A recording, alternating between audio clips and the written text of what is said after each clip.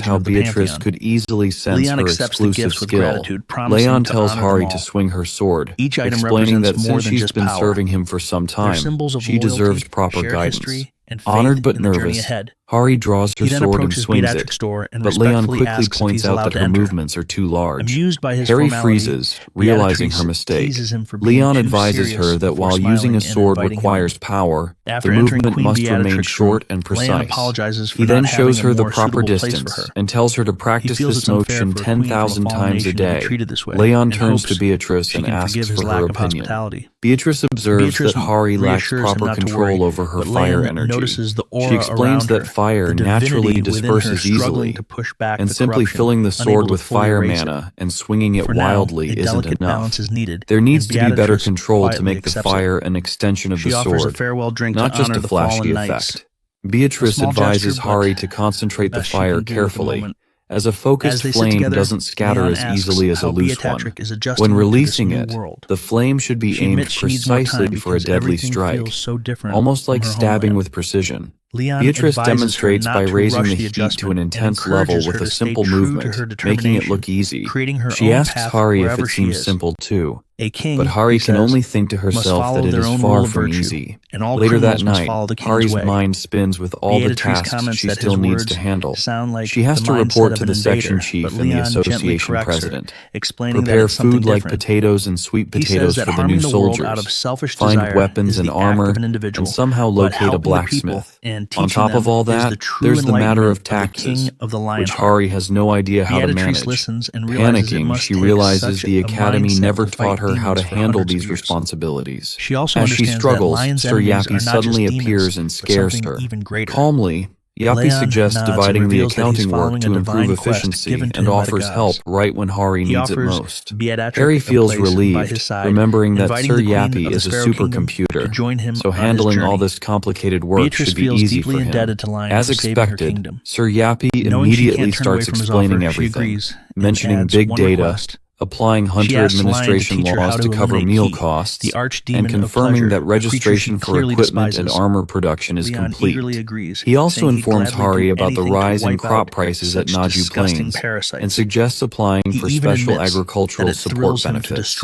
Additionally, Sir Yappy recommends using the Pantheon farm for extra benefits and points out ways to get additional tax advantages. He adds that welfare and other benefits are available for the families of the trainees. Hari watches in awe as everything gets organized so quickly. Though she doesn't understand a single thing Sir Yappy just explained, she feels grateful for his help. Yappy calmly reminds her to report again if any more problems come up. Feeling encouraged, Hari nervously brings up one more thing. Since she would be serving Queen Beatrice, she asks if she should get appropriate clothes. Sir Yappy bluntly suggests a maid uniform, leaving Hari a bit flustered. In the Lionheart Kingdom, where the culture is similar to medieval European kingdoms, it's normal for servants to wear maid uniforms. Sir Yappy calmly explains that based on his analysis, ordering a maid uniform is a reasonable decision. Harry feels relieved because she was worried someone might scold her for wearing something that looks like cosplay. But now she's reassured. Sir Yappy offers to order a reasonable maid uniform using big data as a reference. Harry gratefully agrees, trusting the supercomputer without any doubt. However, what Hari doesn't realize is that the big data Sir Yappy uses is actually compiled from online fashion trends. Without understanding the real-world context, Sir Yappy ends up purchasing the most popular item, a flashy, heavily censored Rainbow Magic Girl ribbon-made stocking set, known for comments like "boyfriends love it" and promises to wear it often. Innocently relying on big data leads to a serious mistake, leaving Hari completely unaware of the strange influence behind modern online shopping trends. At Hunter Academy, Kim Jae-hyuk, a top student, notices the large crowd and comments that more people showed up than he expected. Nearby, Han Suho, another top student from Class A, agrees and recalls what happened a few days ago. It all started when Leon visited the academy. Instead of looking for regular soldiers, he announced that he was there to find seedlings of knights. Moreover, Leon offered to teach them not only swordsmanship, spearmanship, and horsemanship, but also theology. The mention of theology left the students confused, and they whispered among themselves. Some students specializing in archery felt anxious. One student nervously pointed out their focus on archery, but Leon immediately dismissed them, saying that such an attitude was suitable for a soldier, not a knight. His blunt and demanding words made many students think he was arrogant and unreasonable. At first, complaints were endless, and students questioned why they had to study theology or divine law, wondering if they were being turned into priests. However, Leon calmly demonstrated something simple, a glimpse into divine law. Despite their initial resistance,